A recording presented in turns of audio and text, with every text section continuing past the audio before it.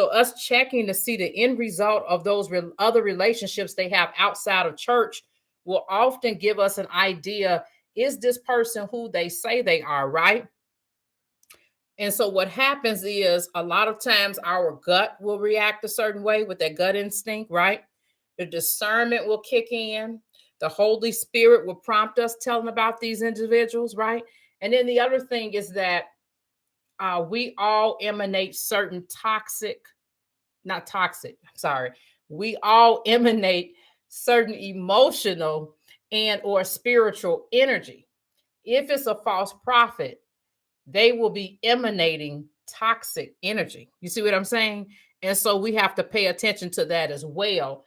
And I've actually been around narcissistic individuals that have been exuding, I mean, like they were leaking and bleeding out, literally, exuding a spirit of control, right? I've also been around narcissistic individuals who were leaking shame from them. And what had happened in those situations is they had been in conversation with someone. That person made them feel bad. They experienced shame, and they didn't, instead of them dealing with their own emotions and regulating them, that's a problem that they have. And instead of like dealing with it, they take it and use other people as emotional regulators. That's where they get the supply from. That just means you're an emotional regulator for them.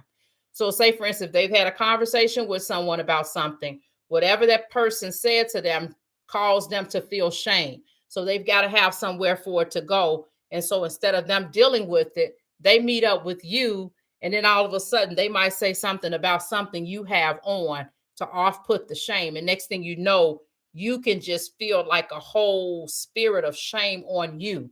And then you're like, man, where did this come from?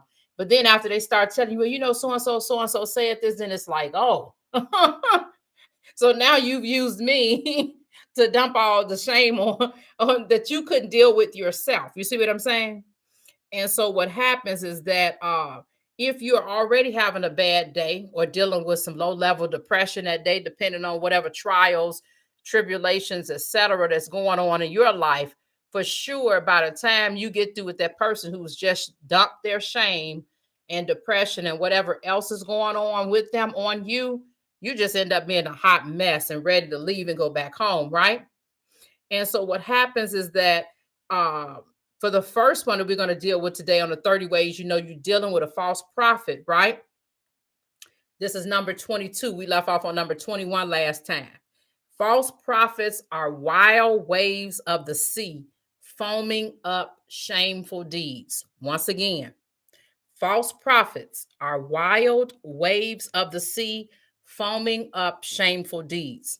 So every now and then when the weather is nice, I like to walk to the beach and just enjoy myself, right? I like to feel the air. And sometimes I like to put my feet in the sand and just stand there and watch the water or just go and watch the sunset, etc., right?